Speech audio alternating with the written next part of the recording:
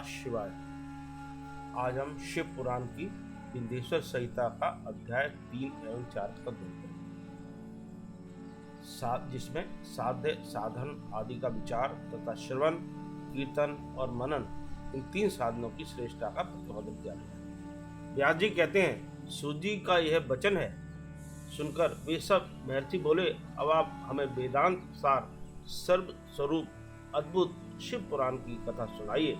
सूत जी कहते हैं, आप सब महर्षि गण रोग शोक से रहित कल्याण में भगवान शिव का स्मरण करके पुराण प्रवर शिव पुराण की जो वेद के सार तत्व से प्रकट हुआ है कथा सुनिए। शिव पुराण में भक्ति, ज्ञान और वैराग्य इन तीनों का पूर्वक गान किया गया है और वेदांत वेद सतसतु का विशेष रूप से वर्णन है। इस वर्तमान कल्प में जब सृष्टि कर्म आरंभ हुआ था, उन दिनों 6 कुलों के महर्षि परस्पर वाद विवाद करते हुए कहने लगे, अमुक वस्तु सबसे उत्कृष्ट है और अमुक नहीं है। उनके इस विवाद ने अत्यंत महान रूप धारण कर लिया। तब वे सब के सब अपनी शंका के समाधान के लिए सृष्टिकर्ता विनाशी ब्रह्मा जी के पास गए और हाथ जोड़कर विनय भरी वाणी से बोले, हे प्रभु, आप संपूर्ण जगत को धारण पोषण करने वाले तथा समस्त कारणों के भी कारण हैं। हम यह जानना चाहते हैं कि संपूर्ण तत्वों से परे परात्पर पुराण स्वरूप पुराण पुरुष कौन है।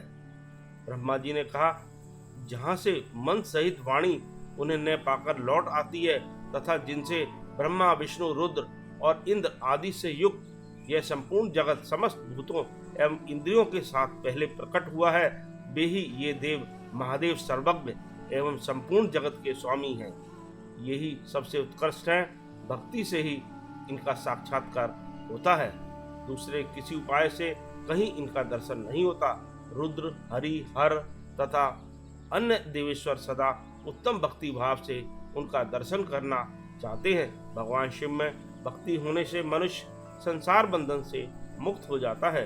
देवता के कृपा प्रसाद से उनमें भक्ति होती है और भक्ति से देवता का कृपा प्रसाद प्राप्त होता है।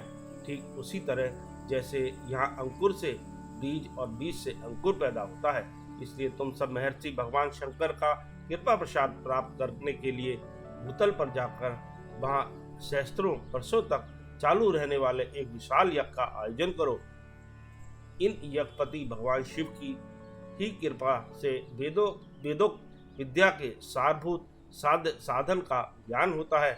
शिव पद की प्राप्ति ही साध्य है, उनकी सेवा ही साधन है तथा उनके प्रसाद से जो नित्य नैमित्तिक आदि फलों की ओर से निष्प्रय होता है वही साधक है।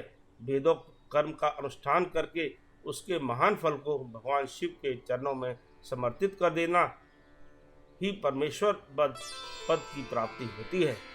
वही सालोक्त आदि के क्रम से प्राप्त होने वाली मुक्ति है। उन पुरुषों की भक्ति के अनुसार उन सबको उत्कृष्ट फल की प्राप्ति होती है। उस भक्ति के साधन अनेक प्रकार के, जिनका साक्षात महेश्वर ने ही प्रतिपादन किया है। उनमें से सारभूत साधन को संक्षिप्त करके मैं बता रहा हूँ। कान से भगवान के नाम, गुण और लीलाओं का श्रवण, वाणी द्वारा उनका कीर्तन तथा मन के द्वारा उनका मनन, इन तीनों को महान साधन कहा गया है। तात्पर्य यह है कि महेश्वर का श्रवण, कीर्तन और मनन करना चाहिए। यह श्रुति का वाक्य हम सबके लिए प्रमाणभूत है।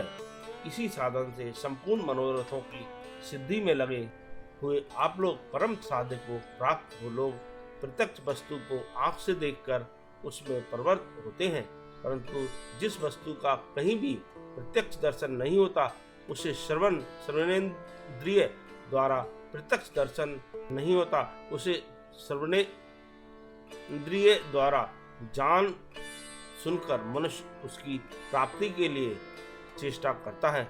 अतः पहला साधन श्रवण ही है। उसके द्वारा गुरु के मुख से तत्व को सुनकर श्रेष्ठ बुद्धि वाला विद्वान पुरुष अन्य साधन कीर्तन एवं मनन की सिद्धि करे। कर्म से मनन प्रयत्न इस साधन की अच्छी तरह साधना कर लेने पर उसके द्वारा सालोक्य आदि के क्रम से धीरे धीरे भगवान शिव का संयोग प्राप्त होता है। पहले सारे अंगों के रोग नष्ट हो जाते हैं, फिर सब प्रकार का लौकिक आनंद भी विलीन हो जाता है।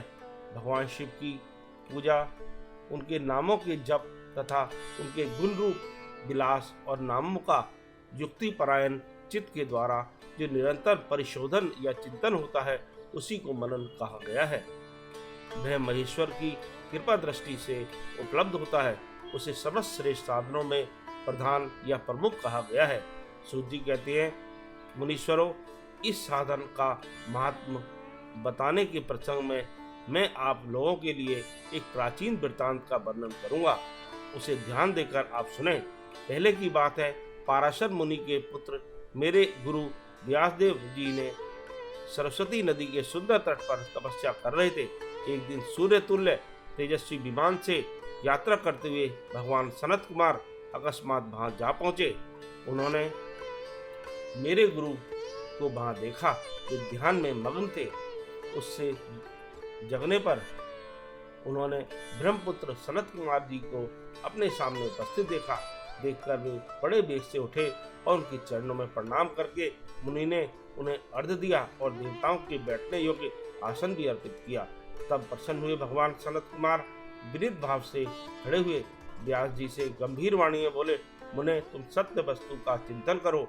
वह सत्य भगवान शिव ही है, जो तुम्हारे साक्षात्कार के विषय होंगे।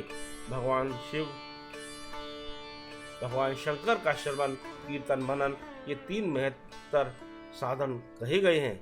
ये तीनों ही वेद सम्मत हैं। पूर्व काल में मैं दूसरे साधनों के संभ्रम में पड़कर घूमता घामता मद्राचल पर जा पहुंचा और वहां तपस्या करने लगा। तदंतर महेश्वर शिव की आज्ञा से भगवान नंदीकेश्वर वहां आए।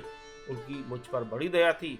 वे सबके साक्षी तथा शिव गणों के स्वामी भगवान नंदीकेश्वर मुझे स्नेह पूर्वक मुक्ति का साधन बताते हुए बोले, भगवान शंकर का श्रवण, कीर्तन और मनन, ये तीनों साधन वेद सम्मत हैं और मुक्ति के साक्षात कारण है।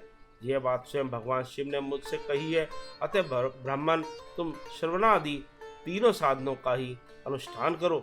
व्यास जी से बारंबार ऐसा कहकर अनुगामियों सहित ब्रह्मपुत्र सनत कुमार परम सुंदर ब्रह्म धाम को चले गए। इस प्रकार पूर्व काल के इस उत्तम वृत्तांत का मैंने संक्षेप में वर्णन किया है। ऋषि बोले, सूत जी, श्रवणादि तीन साधनों को आपने मुक्ति का उपाय बताया है, किंतु जो श्रवण आदि तीनों साधनों में असमर्थ हो, वह मनुष्य किस उपाय का अवलंबन करके मुक्त हो सकता है? किस साधन भूत कर्म के द्वारा बिना यत्न के ही मोक्ष मिल सकता है? इसका अध्ययन हम अध्याय 4 और 5 में करेंगे। ओम नमः शिवाय।